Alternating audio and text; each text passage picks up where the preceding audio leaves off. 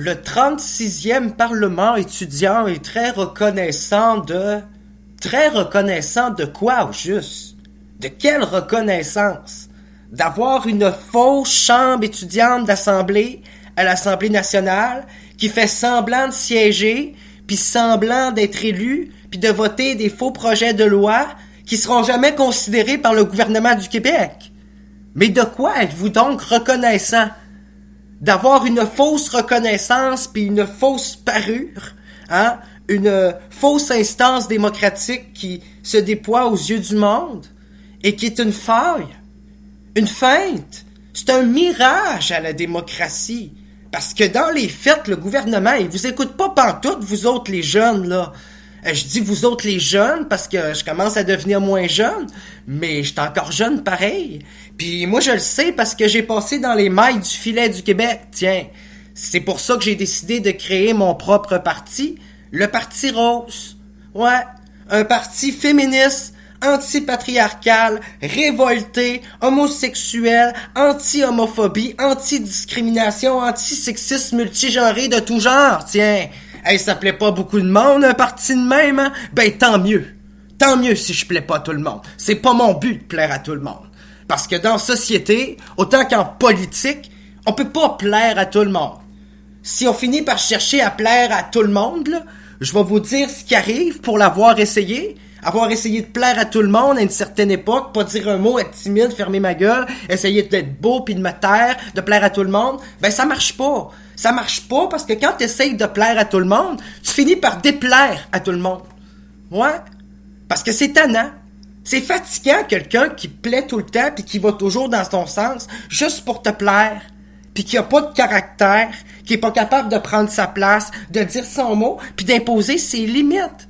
Ça plaît pas aux gens du monde qui ont pas d'estime, puis qui suivent tout le monde comme des petits moutons, puis qui sont pas capables de dire leurs mots quand ça fait pas leur affaire, puis de dire pourquoi que ça fait pas leur affaire.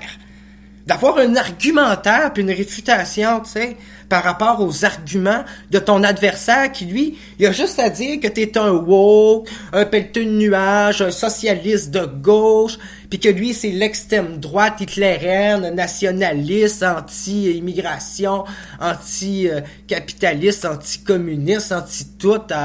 C'est rendu aberrant, la politique au Québec de nos jours, là. On entend long, on en voit large, puis ça finit plus. Pourtant, on rit des socialistes, mais René Lévesque, c'est un socialiste. René Lévesque, c'est un socialiste. C'est lui qui a enclenché la Révolution tranquille, les phases d'hydroélectrification et la finalisation d'Hydro-Québec, qui a couru dans les mouvements syndicalistes, qui a donné des droits aux femmes, aux travailleurs, puis pourtant... ça nous a pas fait reculer jusqu'au Moyen-Âge, contrairement à ce qu'on dit, là. En fait, ça a fait progresser, puis ça a fait avancer la société québécoise. René Lévesque était pas un homme parfait, mais au dehors de tout le personnage, ben ce qu'il a fait en politique, c'est des belles réalisations. Des belles réalisations socialistes. C'est bien de le dire. Parce qu'on a tendance à oublier le côté socialiste, autrefois du Parti québécois, du mouvement péquiste, puis de René Lévesque, qui voulait baptiser ce parti le Parti souverainiste, et pas le Parti québécois, rappelez-vous. Ouais, c'était le Parti souverainiste parce qu'il voulait un parti qui prônait l'inclusion sociale. Puis il avait l'impression que d'avoir un nom comme le Parti québécois, ça fixait le Québec sur un nationalisme qui allait exclure toute une communauté immigrante qui se sentirait plus d'appartenance à la souveraineté puis au mouvement nationaliste québécois. Puis c'est exactement ce qui est arrivé. C'est à croire que René Lévesque, c'était un prophète de la politique du Québec. Dire ça à son époque puis en son temps, là, alors que les taux d'immigration étaient aussi bas, que c'était pas encore la réalité, là. Dire à la création du Parti québécois, qu'en appelant ça le Parti québécois, ça allait détourner les Irlandais, les Espagnols, tous les Italiens qui étaient souverainistes, mais qui étaient d'une classe immigrante puis qui se sentiraient pas inclus dans le nationalisme québécois bleu, blanc, fier comme on est, là. Comme on représente en excluant toute la diversité culturelle de genre et ethnique à travers ça. Ben, c'est exactement ce qui est arrivé au Québec. Avec la montée du mouvement néolibéraliste, l'élection du Parti libéral. Le Parti libéral encore en forte opposition malgré son déclin. On comprend pas qu'est-ce qu'il maintient en place. Ben c'est clair, c'est la classe immigrante qui ne se sent pas d'appartenance avec les mouvements nationalistes québécois parce qu'on a tendance à les exclure, à dénoncer ce qui se passe dans la société puis de leur mettre tout ça sur leur dos puis leur faute alors que c'est pas vrai. Ça, c'est un mythe. C'est une légende urbaine. C'est un scénario politique monté de toutes pièces par l'extrême droite dans le but d'aller chercher une partisanerie puis un mouvement populaire puis de craquer les gens d'extrême droite à bloc contre les immigrants puis contre les minorités culturelles et sexuelles puis faire en sorte qu'on divise la société au lieu de la rassembler sur une même bannière, tu sais, qui fonctionnerait politiquement plus correct puis de façon plus saine puis démocratiquement en se parlant au lieu de se pointer du doigt puis se crier des bêtises puis des insultes, tu sais. Mais ça a l'air qu'il y a des partis politiques au Québec qui préfèrent les vieilles formes de politique ancestrale et moyenâgeuse. Vous savez, on n'est pas encore à l'abri des mouvements colonialisme. Le Québec se sort d'un long et d'un profond colonialisme.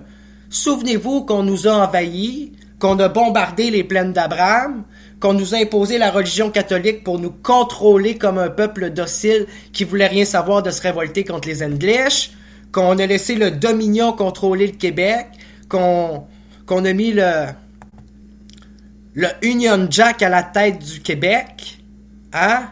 Le Union Jack qui a eu un drapeau qui a vogué au vent pendant longtemps comme le drapeau britannique sur les plaines de Québec. Alors qu'on n'avait plus de drapeau national à cette époque. On n'avait plus de parlement vraiment francophone. On n'avait plus vraiment de démocratie, en fait. Tout ce qui était francophone, autochtone, lien commercial, mercantiliste, l'Acadie, le Labrador, tout ça, ça a pris le bord. On a concédé tout ça sans avoir aucun mot à dire. On a été victime d'un règne totalitarisme royal, d'une communauté, d'un empire qui coulait les navires à bout portant, qui a colonisé des milliers de territoires, y compris le Canada, pour en faire une monarchie suprémaciste au nom de Dieu, hyper patriarcale, pour multigenrer la chose, intégrer la femme dans deux genres différents constitutionnels des années 60, puis faire une genre de constitution qui inclut pas pantoute les principes de diversité, une constitution hyper genrée sur l'homme et la femme. C'est tellement stéréotypé comme société que ça n'a pas d'allure pour vrai. Moi, je comprends pas ça.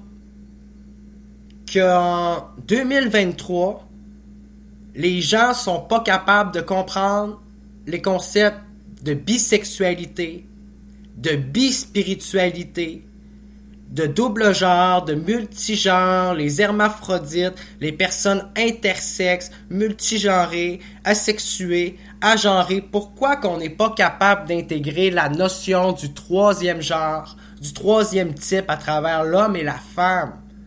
C'est qui a décidé que le rose c'était féminin, que le bleu c'était masculin, que la robe ça appartenait à une femme avec les cheveux longs, que les gars c'était les cheveux courts, veston, cravate? Non, mais ça n'a pas rapport.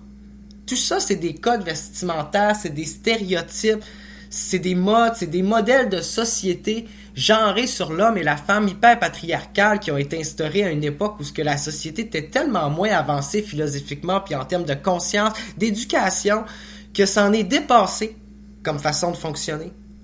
Ça marche juste pas.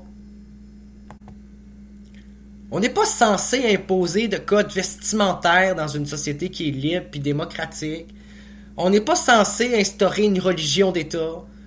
On n'est pas censé instaurer l'absence de religion et la laïcité totale. On n'est pas censé bannir toute coutume, toute croyance, toute philosophie, tout habillement, tout accoutrement. On n'est pas censé en faire un code vestimentaire, une police du code vestimentaire, une police de la pensée, une police des mowers. On est au Canada, au Québec ici, c'est au Québec ici. On n'est pas censé commencer à contrôler comment que le monde vit personnellement, comment qu'ils pensent, comment qu'ils existent, comment qu'ils veulent être, comment qu'ils veulent s'habiller, comment qu'ils veulent penser, comment qu'ils veulent exister. On est censé être libre d'opinion, genre. Notre opinion politique, notre liberté d'expression, tout ça, c'est censé être protégé. C'est écrit dans les droits de la personne, dans la Constitution et même dans les droits de l'homme des Nations Unies. Je comprends même pas pourquoi qu'on en parle encore aujourd'hui. La vérité, là, c'est qu'il n'y a personne dans la société qui devrait être inquiété pour ses opinions, pour ses convictions politiques, pour avoir dit, pour avoir exprimé quelque chose, pour avoir peinturé, pour avoir fait un dessin, une caricature. Il n'y a personne qui devrait vivre sous la menace pour s'avoir opposé à un système politique, pour avoir manifesté, pour avoir dénoncé, pour avoir représenté l'opposition officielle, pour avoir partagé une idée, pour avoir déposé un mémoire, pour avoir déposé une motion, pour avoir fait signer une pétition, pour avoir manifesté son droit d'être, d'exister, sa liberté de conscience et de spiritualité. Il n'y a personne dans la société canadienne qui devrait être inquiété par rapport à ça et vivre une pression, vivre un stress, vivre des inquiétudes, vivre des répercussions, vivre des persécutions. Tiens. La liberté d'expression, c'est une liberté fondamentale. C'est la liberté du droit, c'est la liberté de tous les droits. C'est le premier droit qui donne le droit à tous les droits. Si tu peux pas exprimer tes droits, tu n'as plus de droits, tu n'as pas de droits. Hein? Pour avoir des droits, il faut avoir comme premier droit celui de pouvoir les exprimer. Si on est réduit au silence, quel droit il nous reste réellement après ça? Ben aucun. Il nous reste plus aucun droit à exprimer. T'as pas le droit de parler, t'as pas le droit de t'exprimer. T'es victime d'une politique de censure. Quel droit peut-il y avoir dans une société de droit où tu n'as pas le droit de parler et de t'exprimer librement sans en être inquiété? Bien, je m'excuse. Autrement, sans la liberté d'expression, il n'existe plus aucun droit. C'est le premier droit, existentiel, fondamental, inaliénable à tous les autres droits. La liberté journalistique, la liberté politique, la liberté syndicale d'association, la liberté de manifestation, la liberté d'expression, la liberté d'être un travailleur autonome et indépendant, la liberté d'être un artiste, la liberté d'être un militant, hein? La liberté d'œuvrer dans la vie philanthropique. La liberté de parler, de s'exprimer, de dessiner, d'écrire, de peinturer, de sculpter. La liberté de critiquer. Ouais. C'est important d'avoir la liberté de critiquer et que notre société soit capable de faire face à la critique. On peut pas utiliser l'autorité dans le but de censurer une personne qui nous critique. Parce que ce qu'elle dit, ça nous plaît pas. Mais dans la vie, on peut pas plaire à tout le monde. Je le sais. J'ai essayé. Donc, c'est clair que je plais pas à mes opposants. C'est clair que je plairai jamais à mes opposants. Je me suis fait l'idée. Je me suis fait à une idée. Puis c'est celle où ce que malheureusement, on peut pas plaire à tout le monde. Mais on peut plaire à beaucoup de monde, par exemple. C'est clair qu'on peut pas plaire à tout le monde. On peut pas faire l'unanimité dans la vie. C'est quasiment impossible. Mais par exemple, on peut s'amancher pour faire preuve d'inclusion, de tolérance, d'acceptation, puis intégrer bien du monde à notre société, à notre mentalité, à notre philosophie, même si on n'est pas totalement d'accord sur tous les points. On peut très bien fonctionner, exister, cohabiter ensemble sur un modèle d'interculturalité dans lequel chaque culture peut vivre sans pour autant empiéter sur l'une ou sur l'autre. Tiens, hein? Vivre et laisser vivre, On peut tous vivre avec tout le monde peut vivre ensemble, à condition de respecter chacun ses limites chez les uns et chez les autres. Je pense que c'est pas plus compliqué que ça.